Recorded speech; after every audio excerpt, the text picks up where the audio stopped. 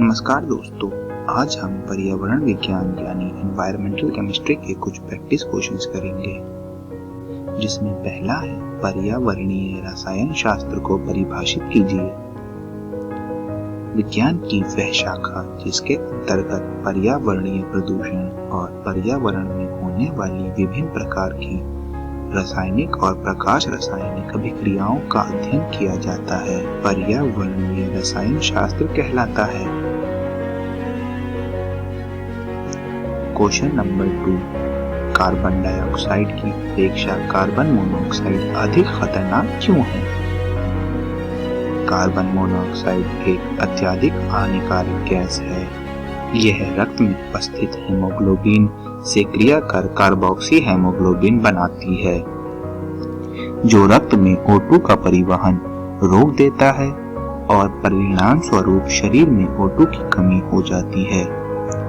Carbon monoxide के वायु में 100 ppm सांद्रण पर चक्कर आना तथा सिर दर्द होने लगता है। अधिक सांद्रता पर कार्बन मोनोऑक्साइड प्राणघातक हो सकती है।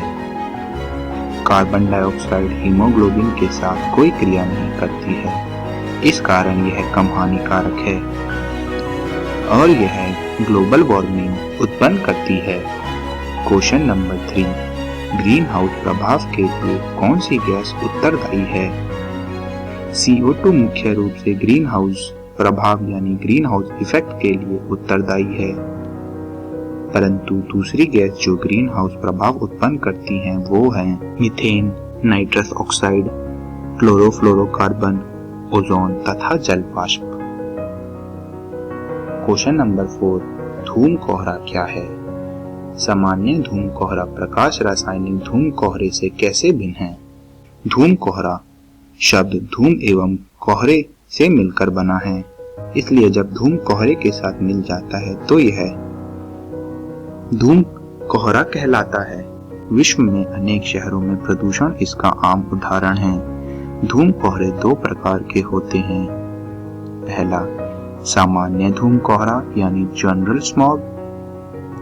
यह ठंडी नम जलवायु में होता है तथा धूम कोहरे एवं सल्फर डाइऑक्साइड का मिश्रण होता है।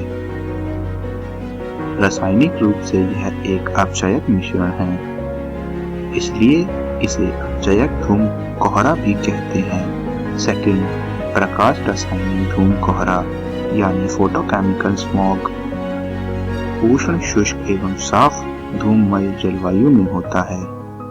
यह स्वचालित वाहनों तथा कारखानों से निकलने वाले नाइट्रोजन के ऑक्साइड एवं हाइड्रोकार्बन पर सूर्य प्रकाश की क्रिया के कारण उत्पन्न होता है। प्रकाश रासायनिक धूम कोहरे की रासायनिक प्रकृति ऑक्सीकारक है, क्योंकि इसमें ऑक्सीकारक अभिक्रमकों की सांद्रता उच्च रहती है,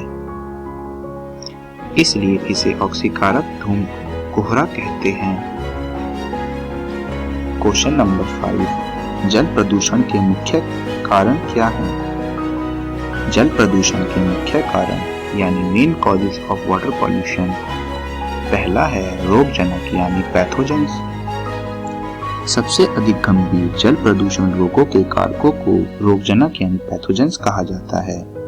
रोगजनकों में जीवाणु एवं अन्य जीव हैं जो घरेलू सीवेज एवं पशु अपशिष्ट द्वारा जल में प्रवेश करते हैं। मानव अपशिष्ट एशेरिचिया कोली, स्ट्रेप्टोकोकस, फैकेलिस आदि जीवाणु होते हैं जो जठरांत्र बीमारियों के कारक होते हैं। दूसरा है कार्बनिक अपशिष्ट यानी ऑर्गेनिक वेस्ट। अन्य मुख्य जल प्रदूषक कार्बनिक पदार्थ जैसे पत्तियां, घास, कूड़ा करकट आदि हैं। ये जल को प्रदूषित करते हैं। जल में पादप प्लवकों की अधिक बढ़ोतरी भी जल प्रदूषण का एक कारण है। क्वेश्चन नंबर 6, आप अपनी जीव रासायनिक ऑक्सीजन आवश्यकता यानी BOD से क्या समझते हैं? जल के एक नमूने की निश्चित आयतन में उपस्थिति कार्बनिक पदार्थों को विखंडित करने के लिए जीवाणु द्वारा आवश्यक ऑक्सीजन को जैव रासायनिक ऑक्सीजन मांग यानी BOD कहा जाता है। इसलिए जल में BOD की मात्रा कार्बनिक पदार्थों को जैवीय रूप में विखंडित करने के लिए आवश्यक ऑक्सीजन की मात्रा होगी। स्वच्छ जल की BOD का मान 5 ppm से कम होता है, जबकि अत्यधिक प्रदूषित जल में यह 17 ppm या इससे अधिक होता है। क्वेश्चन नंबर 7, पीड़कनाशी तथा शाकनाशी से आप क्या समझते हैं? पीड़कनाशी यानी पेस्टिसाइड्स। पीड़कनाशी मूल रूप से संश्लेषित रसायन होते हैं। इनका प्रयोग फसलों को हानिकारक कीटों तथा कई रोगों से बचाने हेतु किया जाता है। एल्ड्रिन और डायएल्ड्रिन आदि पीड़कनाशी के कुछ उदाहरण हैं। यह कार्बनिक जीव विष जल में अविलीय तथा अजैव निम्नीकरणीय होते हैं। ये कुछ प्रभाव वाले जीव विष भोजन श्रृंखला द्वारा निम्न पोषी स्तर से उच्च पोषी स्तर तक स्थानांतरित होते हैं।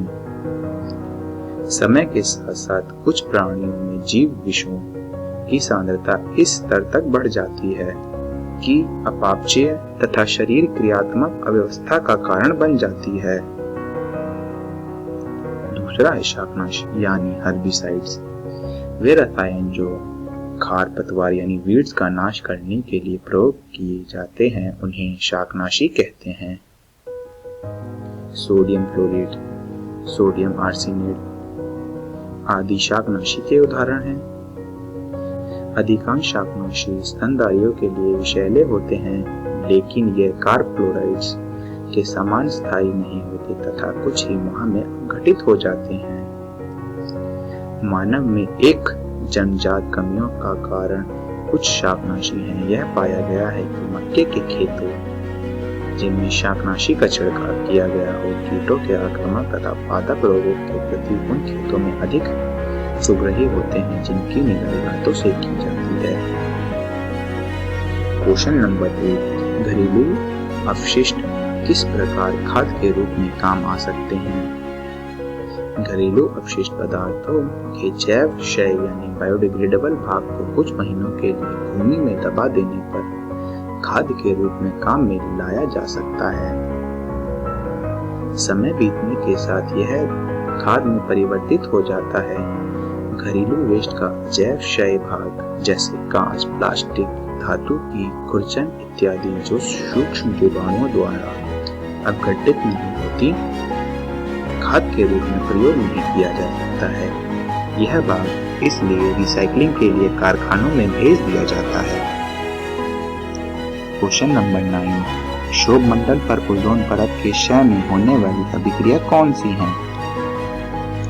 ओजोन परत में अवक्षय को मुख्य कारण शोभ मंडल में क्लोरोफ्लोरोकार्बन यौगिकों का उत्सर्जन है। क्लोरोफ्लोरोकार्बन वायुमंडल की अन्य गैसों से मिश्रित होकर सीधे समताप मंडल में पहुंच जाते हैं। समताप मंडल में ये शक्तिशाली विकिरणों द्वारा अपघटित होकर क्लोरीन मुक्त मूलक उत्सर्जित करते हैं, जैसा आप इस रिएक्शन में देख सकते हैं।